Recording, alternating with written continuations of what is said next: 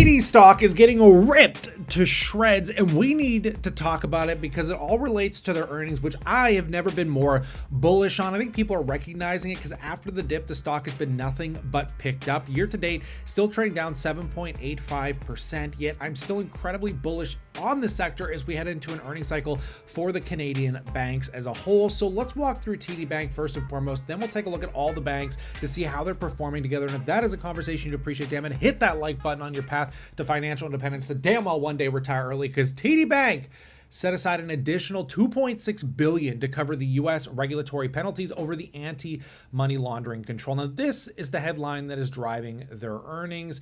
And essentially, TD is now bracing for a historic fine of more than $3 billion U.S., including provisions of $450 million U.S. that it earmarked in April to settle investigations from multiple U.S. regulators. The total potential fines would deal a landmark blow to Canada's second largest bank. TD has the financial resources to absorb it, but the hit is severe enough that the bank was compelled to sell shares it owned in another major financial institution to ensure that its capital reserves stay above a minimum threshold set by the Canadian bank regulators.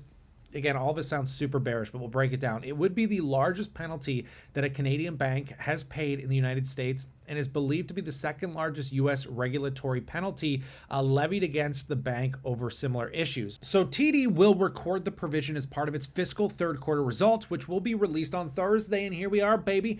It's Thursday. So let's get into it with first and foremost saying that the stock price right now, it almost directly is following the earnings, right? Like nobody cares about revenue right now. No one cares about the future of TD. It's all caught up in the headlines. And you can see that the stock price over the last 5 years had this massive run up and then a decline that perfectly resembles what's been going on with the EPS. We're going to take a look at revenues in a moment, but when you look at the dividend payout here, not only is the dividend still sustainable, but it is at a record high never seen in their entire history of basically being a publicly traded company. And I really want that to resonate with you because this is the second largest company in Canada. And we've never seen a yield that is at a whopping 5.19% as of today, which is insane, right? Like that, if this thing ever starts to rebound, your rate of return is going to be so ridiculous because the dividend, I mean, honestly, if you even get a few percentage point bump over a year, I mean, you're talking about a market average return of 8%, right? So the dividends have been very stable, increasing still, and I'm surprised we increased it going into 2024. It'd be really neat to see if they continue to increase it. And they've also been buying shares back, right? It's not like they haven't been, taking shares off the table as well. There's a lot of good things going on with this company. Sustainable yield, we're talking about share repurchasing, a whole slew of things. So how does this bleed into the earnings? And just take a look at revenue. This is why I'm so bullish at $41.7 billion versus $37.5 billion this time last year, just for the 9-month end. And it shows you in the backdrop of a more competitive financial environment. You see it with PayPal. All these companies are competing, Cash App. And then on the banking side, you have these smaller banks like EQ Bank, SoFi. I mean, even Robinhood is playing in the space when you talk about commission-free trades that TD has been competing against. And I noticed that they were releasing some promotions lately. If you open up a trading account and you fund it with a certain amount, that they're going to give you like X amount of free trades. Like they're starting to run promotions like that to try and remain somewhat competitive. But this just shows you how strong the financial markets truly are. And what's been killing them, provisions for credit losses continue to be $1.072 billion.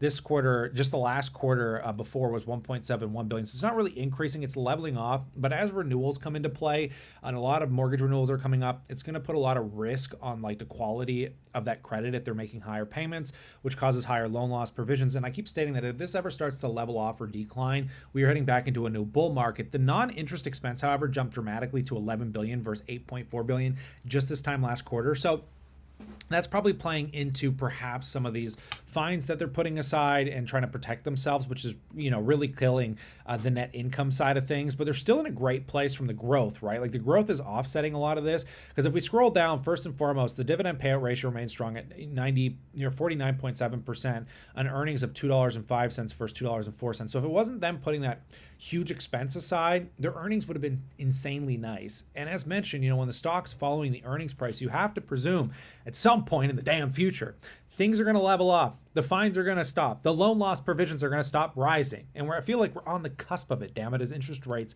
begin to cut. And typically higher interest rates benefit banks better. but not with these expenses, not with these loan losses. We need to get through this, and I'm highly confident we will, considering, if you go back to July 31st of 2023, they only did 12.9 billion. We're at 14.1, damn it. We got to start actualizing some of this sooner or later. It has to happen. And I'm just saying, like, the rate of return is going to be beautiful. Look at the proven business models here. Firstly, Canadian personal and commercial banking has been growing, which is great. On the US retail side, personal loans and business loans increased 8%, whereas personal deposits and business deposits didn't really grow at all. Together, they dropped 3%, right? Global wealth assets have increased 9%. However, on the Canadian side of the border, which is interesting, credit card spend is down. Well, this just shows you that people don't want, and it's weird because you think with credit cards, people would already be used to high interest rates, but it's shocking to see that, credit card spending is just down. U.S. business banking line of credit utilization is up. TD direct investing average trades have actually started to decline into this quarter, even though they've been up for the first 2 quarters of Q1 and Q2. Very interesting stuff here, right? So the data, as a whole, it's not really bearish. It's not terribly bullish, but we're in a good place. And I think the future of growth for this company maintains in the death of brick and mortar, as many banks have been closing traditional retail banks because you look at the adoption of using mobile apps. I use TD app. I do all online banking, and that is continuing to increase at double-digit basis points or double-digit percentage points here. So you have to recognize that that's the future, and it's going to continue to lead to probably a lot of substantial growth as they can cut cost on that end, right? Provisions for credit losses, if we break it down by segments, total banks, we're talking about for Q, you just look at the increase from 766 million to that, 1.72 billion we talked about. With Canadian and personal and commercial banking, continues to actually, decrease for the first time, which is incredible. Canadian personal, and this is really interesting if it has to do a lot with, mortgages too. I'm curious to what plays into this, but we're starting to see a decline there. U.S. retail is declining or flatlining. Wholesale banking has increased dramatically, which is intriguing to say the least. Corporate has actually decreased. I feel like we're heading in the right direction here, folks. A lot of these numbers say things are looking better. We're leveling off. The trends are getting better. The headlines continue to be absolutely catastrophic for this company, which is what's been driving the stock down. But again, people are recognizing it, I'm sure, as a potential buying opportunity here. So what does this mean for the rest of the banks? Is that we are in an incredibly bullish situation. If loan losses are leveling off for TD, it's likely they're leveling off for the rest of these companies. It's likely if they're not dealing with the same fine TDs are and the earnings remain strong, which for most of the banks, revenues have been increasing. I feel like we're on the cusp of where we're going to finally start seeing perhaps better than average returns from these banks, because we're starting to see a nice jump in the big ones, right? Like Royal Bank's up 14.8%, National's up 17.9%, even in Canadian Imperial's up 13.8%, with the exception of Bank of Montreal and TD that's lacklustering here. Again, this is why they're like Pokemon cards. They're going to go through their own cyclical cycles, but you want to own them all. They're the most regulated banks in the world. They have survived every damn recession and every major crash better than any of the U.S. financial institutions have. And if we take a look at the Global X Equal Weight Bank ETF, year to date, we are now at 5.24%. You are averaging right now 4.6% yield. You were closer to 5 when you were buying the dips. So it's very likely that, if you tap on an extra 2.5 percentage rate of return over the 6 months just with the dividend, you're getting market average returns here of 7 to 8%. And again, we're only halfway through the year. We've still got some earnings, and it's going to be neat to see what the rate of return starts to look like here. I get my exposure to this through VDY, which many of you know, and the reason I like VDY so much is because of the concentrated exposure to the financial sector.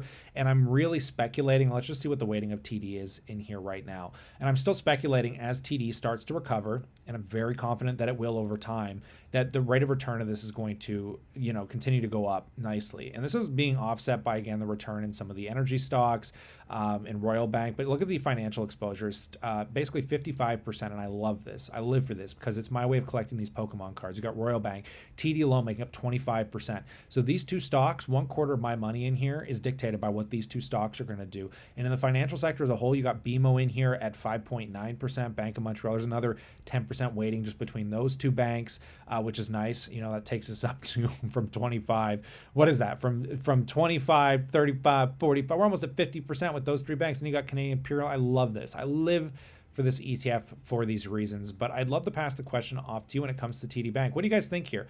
You think we're finally starting to see the end? Here's the leveling off finally starting to happen. These are the bottoms for TD, or you think there's more pain to come? Let me know what you think in those comment sections below.